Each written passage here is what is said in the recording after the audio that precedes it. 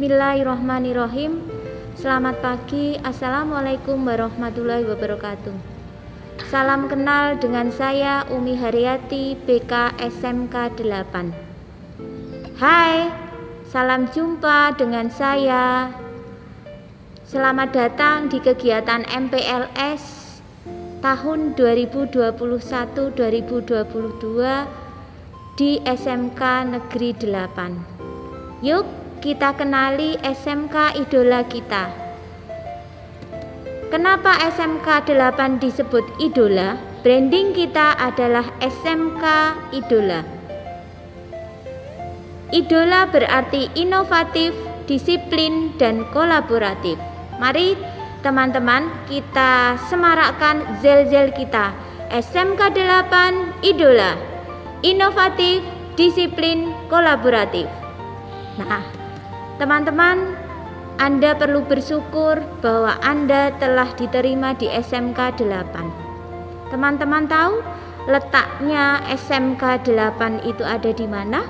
Yaitu ada di Jalan Pandanaran 2 nomor 12 Semarang, Kelurahan Mugasari, Kecamatan Semarang Selatan. Tentunya tidak asing buat teman-teman kan? Nah, apa saja sih program keahlian yang ada di SMK 8? Ada 5 program keahlian yang ada di SMK 8. Yang pertama itu adalah perawatan sosial atau kita singkat dengan PS. Yang kedua itu rekayasa perangkat lunak atau RPL. Yang ketiga adalah multimedia atau MM. Yang keempat teknik komputer dan jaringan atau TKJ. Dan terakhir program keahlian yang baru di SMK 8 adalah caregiver atau CG. Nah, siapakah kepala sekolah kita? Ketika Anda sudah masuk di SMK 8, Anda harus tahu. Nah, beliau adalah Ibu Harti SPD MKom. Nah, terus siapa saja yang membantu kepala sekolah?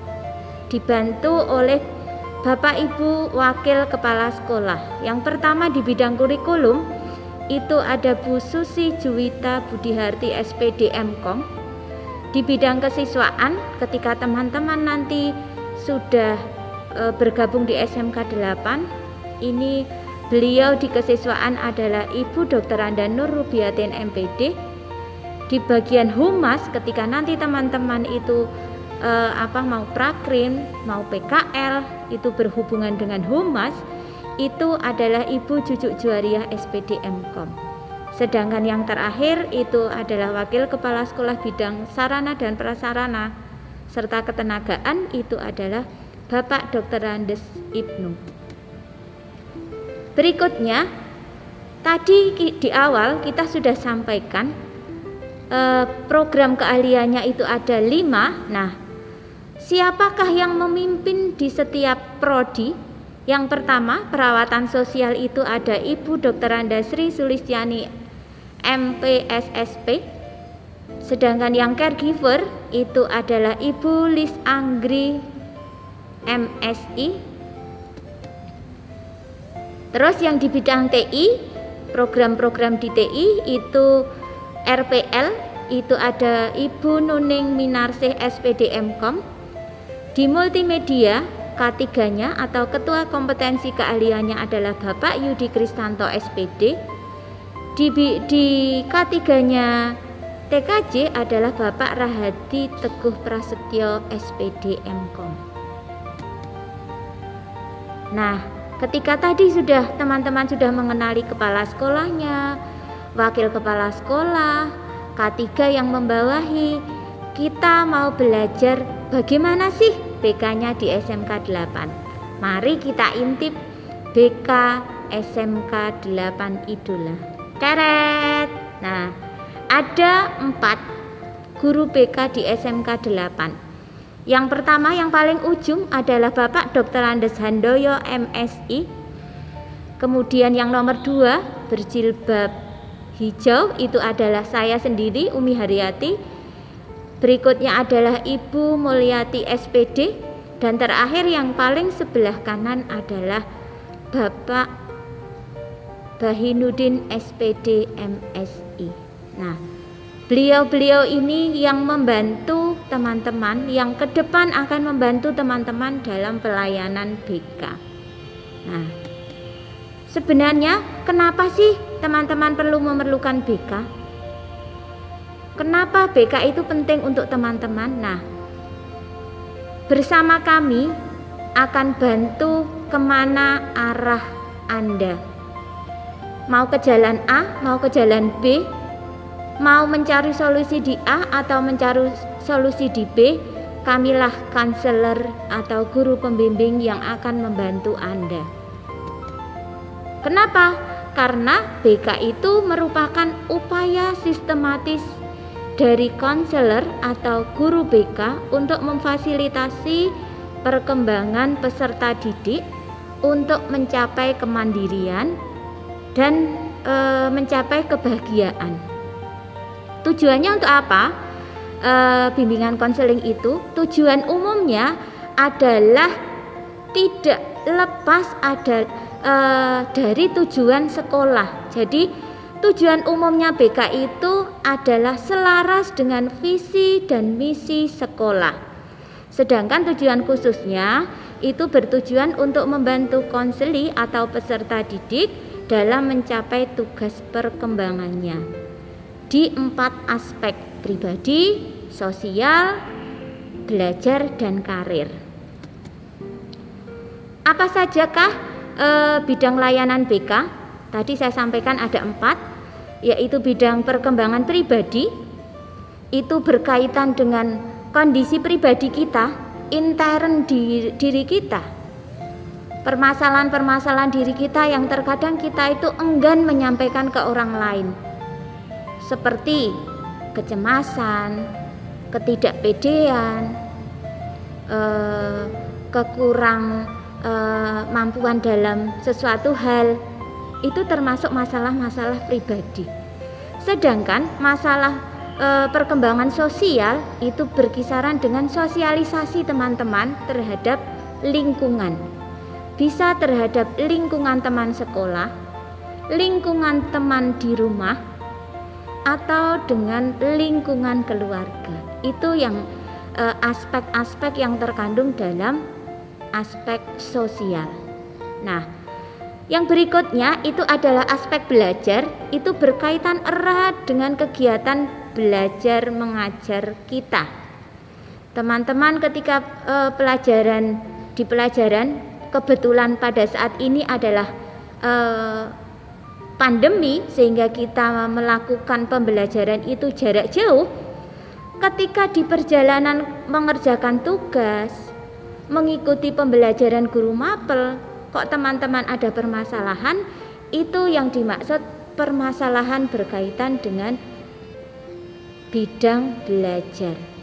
Pembuatan tugas, kekurangan materi yang belum mencukupi, semua hal-hal yang berkaitan dengan tugas belajar itu masuk di ranah perkembangan belajar. Dan bidang yang terakhir itu adalah bidang karir. Bidang karir itu adalah karir Anda ke depan. Tidak harus ketika Anda itu selesai kuliah atau selesai Anda itu dari SMK. Tidak terbatas hanya itu. Jadi bidang perkembangan karir itu semua hal atau aspek yang berkaitan dengan masa depan Anda. Anda masuk di SMK 8, ini kelas 10. Tetapi ketika nanti kelas 11, Anda sudah harus mempunyai perencanaan. Perencanaan karir, apakah saya itu nanti mau langsung bekerja, ataukah nanti saya itu mau berwirausaha, ataukah nanti saya itu mau melanjutkan. Nah, itu salah satu bidang karir di BK. 4 aspek ini nanti yang akan terangkum dalam layanan-layanan BK. Nah, berikutnya teman-teman, ini yang teman-teman harus tahu, meskipun hanya sekilas, kita harus mengetahuinya. Layanan apa yang ada di BK sehingga teman-teman bisa memanfaatkan itu. Yang pertama itu adalah layanan konseling individual. Ketika teman-teman punya masalah, malu untuk mengungkapkan, teman-teman nanti bisa sharing, bisa berbagi dengan kami guru BK. Anda kok lebih condong kepada Pak Handoyo, silahkan. Anda condong lebih mantap dengan Bu Mulyati, silahkan. Meskipun kebetulan guru pembimbingnya adalah saya, tidak harus saya Umi Haryati yang menangani masalah Anda. Ketika Anda lebih percaya, lebih berkomitmen dengan Pak Handoyo, silahkan. Kami tidak membatasi. Begitu, itu layanan konseling individual. Layanan konseling kelompok itu hampir sama dengan layanan individual. Perbedaannya itu ketika konseling kelompok itu diselesaikan dalam kelompok. Tapi asas kerahasiaan itu tetap utama. Jadi teman-teman tidak perlu khawatir ketika teman-teman punya masalah bersharing dengan kami. Maka salah satu asas yang kami pegang adalah kerahasiaan.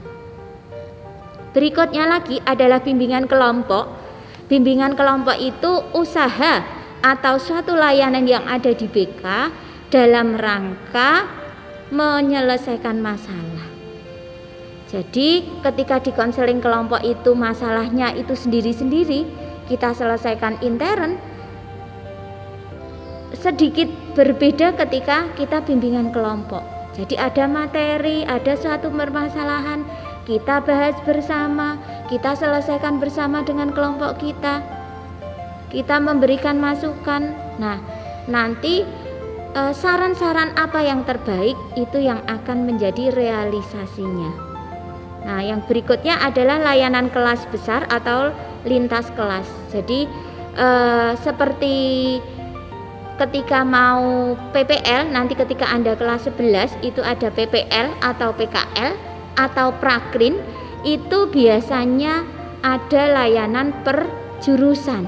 Contoh, ketika selesai sosialisasi atau selesai dikumpulkan di kelas besar, maka akan dikumpulkan lagi dipisah-pisah per kompetensi keahlian.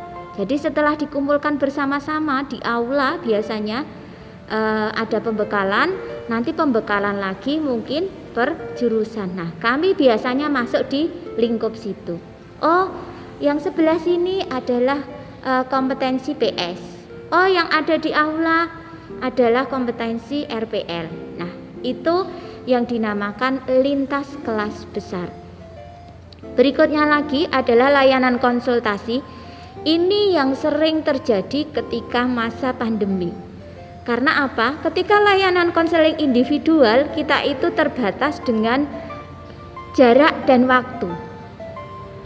Kita tidak bisa bertatap muka. Jadi terkadang yang kami alami itu ketika siswa mau konseling, ketika tidak berhadapan langsung, itu tidak marem, tidak mantep. Maka yang sering terjadi di saat-saat pandemi ini adalah layanan konsultasi. Berikutnya adalah layanan kolaborasi, yaitu layanan yang bekerja sama, mengkolaborasikan dengan pihak-pihak lain.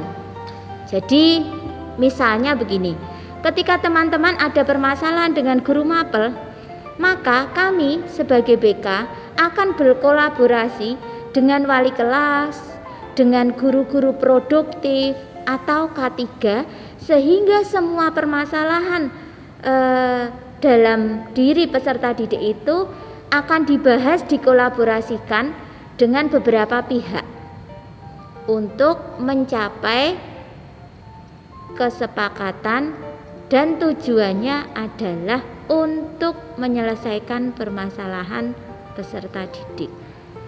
Berikutnya adalah alih tangan kasus. Nah, alih tangan kasus ini atau referral itu biasanya kita lakukan itu ketika ada suatu permasalahan, sedangkan kami selaku BK itu sudah bukan ranah kami.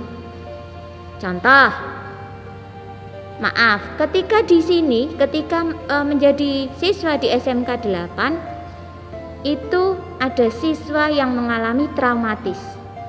Nah, ketika kita korek, kita tinjau latar belakang, ternyata itu berkaitan dengan psikis, maka kami akan mengarahkan ke psikiater. Contoh lagi yang sudah pernah kita lakukan. Ketika Anda di sini, lingkungan Anda tadi, yang lingkungan sosial tadi mempengaruhi Anda menjadi tidak baik. Contoh, minum-minuman, penggunaan obat-obat terlarang, akhirnya menjadi kecanduan, dan itu sudah bukan wilayah kami, maka kami referral ke BNN. Itu yang sudah pernah kami lakukan. Berikutnya adalah kunjungan rumah atau home visit. Ini kegiatan BK untuk menyelesaikan permasalahan. Biasanya kita lakukan ini ketika ada permasalahan belajar yang sangat krusial dan harus segera diselesaikan. Sehingga ketika pemanggilan orang tua itu tidak kooperatif, siswa juga tidak kooperatif, maka kami sebagai BK biasanya bekerja sama dengan wali kelas, bekerja sama dengan K3 untuk melakukan home visit atau kunjungan rumah. Sehingga kami tahu latar belakang keluarganya, latar belakang ekonominya, latar belakang sosial budayanya kita tahu, sehingga kami BK, wali kelas dan K3 atau kurikulum bisa berkolaborasi untuk membantu menyelesaikan masalah. Berikutnya adalah layanan advokasi, seperti yang sudah sering kita dengar. Advokasi bukan semua hal, bukan semua siswa itu kami advokasi. Advokasi dalam tanda kutip adalah mengadvokasi anak ketika anak itu masih dalam koridor hal-hal yang menurut standar norma itu baik. Tapi kita tidak mengadvokasi ketika anak-anak itu atau peserta didik itu sudah melenceng dari norma. Berikutnya adalah konferensi kasus. Ini bila kasusnya berlarut-larut, maka kami akan mengadakan konferensi kasus atau CC. Itu melibatkan orang tua, siswa, pihak-pihak sekolah, ada wakil kepala sekolah bidang kurikulum, bidang kesiswaan, ketua kompetensi keahlian, wali kelas, dan kami sebagai BK. Dan yang terakhir adalah layanan peminatan untuk anak-anak dalam mengarahkan karir dan minat bakat mereka. Nah, ini adalah contoh-contoh layanan klasikal. Berikut ini kami perlihatkan. Yang sebelah kiri itu ketika kami melakukan di Prodi MM, yang sebelah kanan itu ada PPL BK juga melakukan layanan klasikal itu di program keahlian TKJ. Nah, ternyata ketika kita lihat sama-sama di dua prodi itu mereka sama-sama di depan komputer. Lah, kenapa? Karena rata-rata ketika kami masuk jam pembelajaran, jam layanan itu meminta 1 jam pelajaran di pelajaran produktif. Ketika jam produktif itu panjang sekali, dalam 1 hari itu full mata pelajaran produktif atau mata pelajaran kejuruan, maka di sela-sela itu kita memberikan pencerahan, kita memberikan sedikit permainan, kita memberikan informasi yang mungkin berguna untuk peserta didik. Nah, ini adalah contoh layanan bimbingan kelompok yang kemarin sempat kita lakukan ketika belum masa pandemi. Jadi bimbingan kelompok itu dilakukan di luar jam pembelajaran dan tempatnya juga belum tentu di kelas. Berikutnya adalah layanan konseling kelompok dalam rangka untuk menyelesaikan permasalahan-permasalahan siswa dengan cara kelompok. Ini juga di luar jam pembelajaran atau di luar jam layanan BK. Jadi bisa setelah pulang sekolah atau mungkin ada salah satu dari Bapak Ibu guru yang ada tugas luar sehingga jamnya bisa kami pakai untuk layanan. Nah, ini contoh-contoh layanan ketika sebelum masa pandemi. Tetapi ketika masa pandemi apa yang kita lakukan? Nah, ini hanya sebuah contoh. Kami melakukan GC, melakukan Google Classroom itu di salah satu kelas dengan bertukar pikiran, dengan bersharing. Setelah sekian lama, sekian bulan tidak bertatap muka, kita terkadang membuat layanan seperti ini. Nah, jadi jangan beranggapan bahwa BK itu hanya untuk anak-anak bermasalah. Ya, kami memberikan pelayanan untuk semua siswa. Jangan pula beranggapan bahwa BK itu hanya polisi sekolah. Ketika tidak tertib, Anda akan dipanggil BK. Ketika tidak memakai nama, atribut sekolah, Anda akan ke ruang BK. Maka berhentilah berpikir seperti itu. Kenapa? Karena kami peduli Anda, karena kami peduli siswa. Mari bersama-sama kita bangun image ini. Mari bersama-sama dengan kami BK supaya Anda bisa sukses, bisa lebih baik, bisa lebih terjamin, bisa lebih nyaman ketika Anda belajar di SMK 8 Idola. Gitu teman-teman, terima kasih atas waktunya. Mohon maaf mungkin masih banyak kekurangan. Sampai jumpa di lain kesempatan. Terima kasih. Wassalamualaikum warahmatullahi wabarakatuh.